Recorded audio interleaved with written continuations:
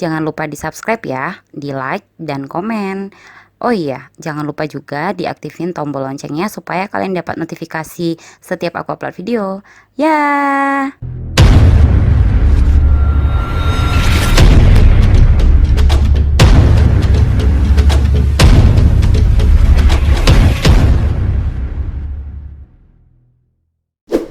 Ketemu lagi dengan saya Luciana dari firma hukum Goliat dan rekan. Jangan lupa kalian subscribe, kalian like video ini, kalian aktifkanlah itu tombol lonceng yang di samping supaya kalian dapat notifikasi setiap kami upload video.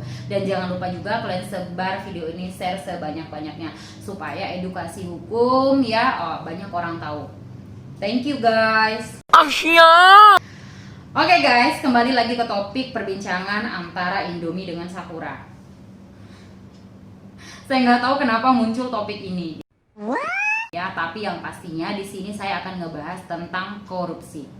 Baik, berbicara tentang korupsi sudah tidak asing untuk kita, terlebih untuk mereka-mereka yang saking geremnya ini, udah koruptor dihukum mati aja, udah koruptor eksekusi aja, matikan semuanya para koruptor, udah menghabiskan uang negara, udah mereka membuat rakyat Indonesia sengsara dan lain sebagainya. Gila, semangat banget gua. Baik guys, definisi daripada korupsi adalah suatu tindakan setiap orang yang dengan tujuan menguntungkan diri sendiri, menguntungkan kelompok dan atau menguntungkan korporasi, ya. Juga dia tuh menyalahgunakan kewewenangannya, juga dia menyalahgunakan jabatannya dan dia menyalahgunakan sarana untuk melakukan satu tindakan korupsinya, ya, yang dapat merugikan negara dan juga merugikan perekonomian negara. Paling parahnya ada peluang para koruptor dihukum mati apabila dia itu terdapat korupsi di keadaan bencana alam. Oke, seperti yang sekarang terjadi ya, salah satu pejabat negara ya, JB terancam hukuman pasal 11 dan pasal 12 huruf A dan B ya, Undang-Undang Tipikor. Dia terancam Undang-Undang Tipikor, tindak pidana korupsi. Banyak banget masyarakat yang geram untuk hal ini supaya ditindak tegas. Dia melakukan korupsi dengan keadaan sedang terjadi bencana alam, pandemi. Nah, peluang ini sangat boleh diterapkannya hukuman mati untuk koruptor dengan keadaan tertentu seperti ini. Baik. Lalu, kenapa hukuman mati itu ditentang? Ya. Karena hukuman mati terbukti tidak menimbulkan efek jerak. Jadi berbicara tentang hukuman adalah berbicara tentang keefektifan, ya. Sebenarnya undang-undang kita membenarkan dan memperbolehkan adanya satu tindakan hukuman mati. Terdapat di mana? Jenis-jenis hukuman aja dalam pasal 10 Kitab Undang-Undang Hukum Pidana menerapkan adanya hukuman mati, ya. Salah satunya hukuman mati, hukuman denda, penjara. Dalam undang-undang anti terorisme juga ada hukuman mati. Dalam undang-undang anti korupsi juga ada hukuman mati. Jadi memang boleh, tetapi negara belum menerapkan, penegak hukum belum memaksimalkan hal ini karena menganggap tidak efektif, ya. Lalu, bagaimana untuk melakukan penanggulangan terhadap para koruptor ini semakin merajalela? Coba kita melihat dari opsi yang lebih baik lagi, tindakan seperti apa yang harusnya dilakukan oleh penegak hukum. Satu, daripada pidana penjaranya harus dimaksimalkan. Jadi pidana penjara aja itu hukuman para koruptor tuh 1 tahun sampai dengan 20 tahun. Mereka tuh pilihnya 3 tahun, ya. Jarang masih koruptor tuh dihukum 20 tahun maksimal, jarang. Nah, dari tindak pidana penjara aja mereka masih belum maksimal. That's why para koruptor itu masih merasa ya udah korupsi aja paling cuma dihukum 3 tahun, 2 tahun dan lain sebagainya. Sementara negara sudah rugi. Jadi tindak pidana penjaranya harus dimaksimalkan. Kedua, ya rampas aja semua aset pelaku, ya, miskinkan sekalian, gitu. Ya. Dengan demikian akan berasa efek jerah. kepada dia sebagai pelaku dan keluarganya juga. Ya, itu hukuman yang lebih, saya pikir lebih membuat efek jera di sana, ya.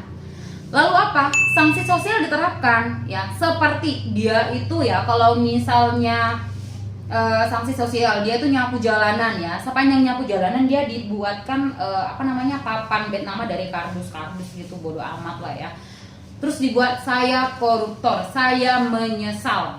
Nah, kalau misalnya si A ini jadi seorang ayah, anak lain yang mengenali akan berbicara di sekolah, tadi bapakmu aku lihat lo nyapu di tengah jalan, tulisan di sini itu saya koruptor, kau anak koruptor ya, semua makan. Itu efek jerah sanksi daripada sosial. Saya pikir itu lebih efektif apabila dilaksanakan. Lalu ada solusi lain. Solusi lain yang seperti apa? 1. Perbaiki sistemnya, ya. Sistem yang mungkin selama ini sudah dilakukan tetapi masih tidak mengurangi angka daripada tindak pidana korupsi. Kemudian yang kedua, perbaiki mekanisme pengawasannya, ya. Sehingga apabila mekanisme pengawasan sudah maksimal, jangankan untuk korupsi, berpikirkan orang korupsi pun kurasa nggak akan lagi, ya, kalau mekanisme pengawasannya sudah ketat. Itu dia. Lalu menurut saya ada tawaran solusi lain juga. Begini, coba ya penegak hukum itu menggandeng para koruptor. Nggak apa-apa lah dia koruptor digandeng. Tujuannya apa? Ada tujuannya. Dia akan mengungkapkan ya sindikat-sindikat. Oh my god. Oh my god. Wow. Ya, dengan para koruptor digandeng, dia akan mengungkapkan pelaku-pelaku yang lainnya yang mungkin berkesinambungan ikut serta dalam hal melakukan tindak pidana korupsi. Siapa itu? Mastermind-nya, itu yang menjadi tujuannya. Mastermind-nya kalau nggak dapat, dia akan bisa membuat orang-orang A, B, C untuk pelaku seterusnya. That's why mastermind ini itu menjadi target untuk penegak hukum dapatkan dengan cara menggandeng para koruptor, mencari tahu informasi kepada para koruptor ini untuk mengungkapkan. Ya, itu adalah hal yang penting menurut saya. Sehingga tidak perlu diterapkannya hukuman mati, ya. Hukuman yang 3 tadi saja dimaksimalkan. Tindak pidana pidana penjara, merampas aset pelaku dimiskinkan, lalu sanksi sosial. 3 ini saja diterapkan. Saya pikir orang untuk korupsi aja sudah mikir. Oh no. Nah, satu lagi, kenapa negara kita, negara Indonesia masih belum menerapkan hukuman mati untuk para koruptor? Karena kita masih sangat menganggap ya bahwasannya menjunjung tinggi hak asasi manusia itu adalah satu-satunya yang paling tertinggi.